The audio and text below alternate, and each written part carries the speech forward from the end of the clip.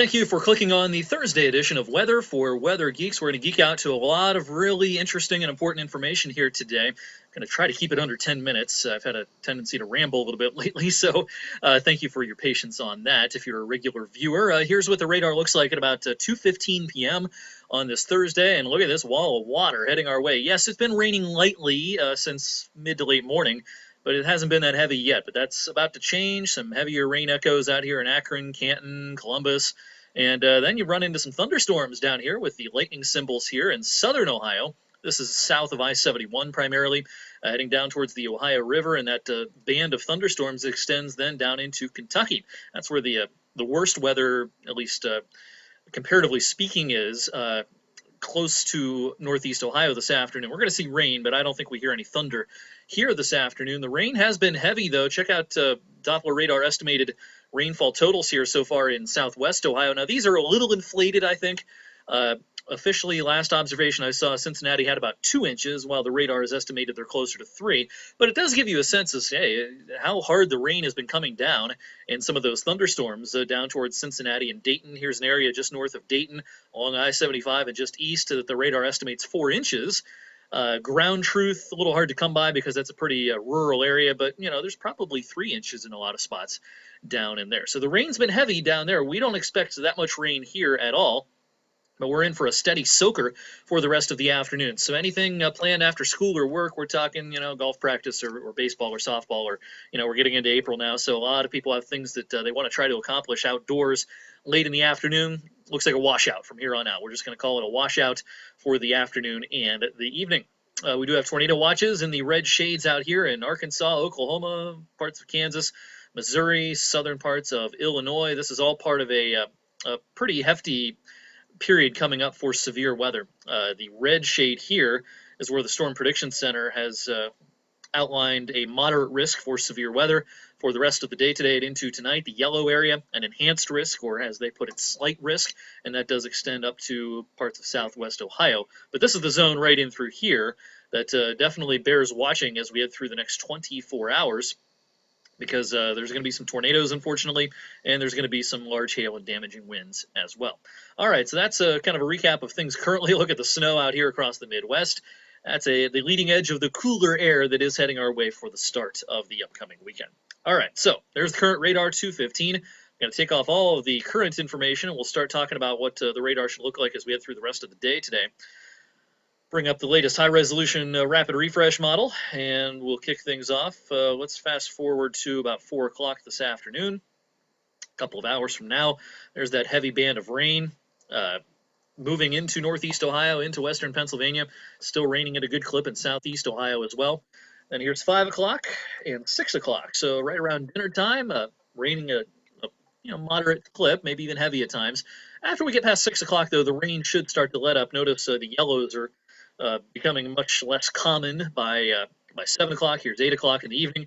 Still not very nice outside with plenty of light to moderate rain around, particularly from 224 on north here at 8 o'clock this evening. And if you happen to work a shift like me and won't be getting home from work until late evening, here's 10 o'clock, 11 o'clock, some light rain around, but not as heavy as it would have been earlier in the evening. We'll be dealing with a couple of hit or miss showers then for the rest of the night tonight. Now let's talk about Friday. I'm going to skip forward to daybreak on Friday. Here's 9 in the morning, a little after daybreak, since the sunrise now is closer to 7 o'clock. Here's 9 in the morning, and at this point, the model doesn't have a whole lot, but there could be a shower or two. But towards midday, I think showers become a little more likely. This is at 11 in the morning. That's a pretty healthy-looking band of showers. There could be some thunder with that. And then we'll get into the afternoon, noon, 1 o'clock, and 2 o'clock. And, there's not a lot going on here on the model at 2 in the afternoon. It's interesting what happens, though, as we head towards the late afternoon hours. By the way, the Indians' home opener, of course, is tomorrow. And here's 3 o'clock in the afternoon, right at game time. Could still be a lingering shower around. I think the best chance of seeing some gusty thunderstorms tomorrow is going to be late afternoon and probably east of I-77, and that means, a lot of the Mahoning Valley. Could see some scattered strong storms here towards the end of the afternoon. This is 5 o'clock tomorrow evening. We do have, some pretty healthy-looking echoes here. And while not everyone's going to get a thunderstorm, those who do could see some pretty gusty winds. I do want to bring up the wind at 5,000 feet. I want to show you what type of wind could be pulled down by these thunderstorms. Uh, let's see here. That's not what I wanted. I want the wind. There we go. This is in miles per hour. The legend's over here on the left. And we get into some of these purples and a little bit of orange shading here. This is wind up into the 50s and 60s, even up to 70 miles per hour. Not at the surface, but up at 5,000 feet. And any pretty healthy thunderstorm is going to be able to bring down some of that wind. So we do have that risk of some pretty nasty winds in any thunderstorms. Again, not everyone's going to see a storm late tomorrow afternoon, but some of us will, and some of us could have some pretty strong winds for a brief time. It'll only last, 10 or 15 minutes in any one location. So, yeah, slight risk of severe weather is out for tomorrow, or an enhanced risk, if you will, for much of eastern and southeast Ohio up to about Youngstown. That's the yellow area. And what this legend over here on the left means, this is the percent chance of seeing severe weather within 25 miles of any point you choose. Your house, your neighbor's house, your work, whatever point you want to choose. In this yellow area, there's a 15% chance that within 25 miles of that, there'll be some type of severe weather, whether it be large hail or damaging winds. I don't think tornadoes are real likely at all, but damaging winds, something we're going to have to watch out for towards the end of the day tomorrow. This is the same model I just showed you, just a different source here. 5 o'clock, 6 o'clock. By 6 o'clock, we should be out of the woods. But I think the danger zone for heavy gusty thunderstorms is going to be probably roughly 3 o'clock to 6 o'clock tomorrow afternoon, and particularly from I-77 about Cleveland to Akron on east. Going to the Indians game, know someone that's going to the game. Probably a delay. No, maybe possibly a delay. I don't want to guarantee it, but good chance anyway of a delay that will last maybe an hour, but they'll be able to get in the game if they just be a little bit patient up there in Cleveland. All right, let's head to the weekend. The threat for severe weather long gone. In fact, the threat for rain long gone by Saturday morning. If anything falls from the sky here 7, 8 o'clock Saturday morning, this would be a snow shower. It's going to be cold enough for that. No accumulation, but you might see some snowflakes first thing Saturday morning. And then as high pressure builds in towards the end of the day, we should see some sunshine. This is the center of our high at the end of the day Saturday. That'll lead to a clear and chilly Saturday night with calm winds, but then a beautiful Sunday coming up. Cool start. Great looking afternoon, though, bright and sunny for that second half of the weekend. Sunday's kind of a mirage, though, because look what happens on Monday. Another pretty healthy rainstorm heading our way.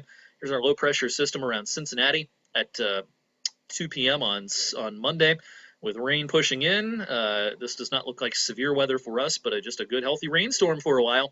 This could spark some severe weather, though, across the lower Ohio Valley down into the Tennessee Valley. So Saturday's chilly, starts with a flurry. Sunday's sunny and beautiful. Monday turns rainy again, and then it stays chilly with lingering showers into Tuesday, maybe even a wet snowflake or two, especially first half of the day Tuesday.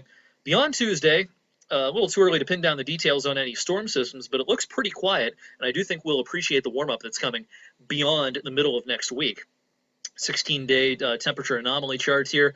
We're going to warm up tomorrow with those showers around. We should get into the 60s. Here's Saturday, cooler. Sunday, we're closer to average. Same story Monday. Tuesday's chilly. But beyond Tuesday, there should be at least a few days here where we're at or above average. We could see the 60s again for a couple of days at the end of next week. So with a couple of inches of rain heading our way and then a warm-up, spring is really going to start to be more noticeable here. I think things are going to start blooming, and it's going to start looking like April by the end of next week and into the middle of April. We're talking about, the 12th, 13th, 14th. So things are going to look a little less brown and a little less bare. We'll be mowing before you know it. All right, that's weather for Weather Geeks. By the way, in case you missed it, Eric WFMJ, my blog, my weather blog, I put a big long post on there this morning detailing the threat for severe weather, the threat for flooding. If you want to check that out, please feel free. That's ericwfmj.com. I'll see you tonight on 21 News at 6 and 11. Early risers, Jess will have an update for you tomorrow morning on WFMJ Today at 5 a.m. See you then.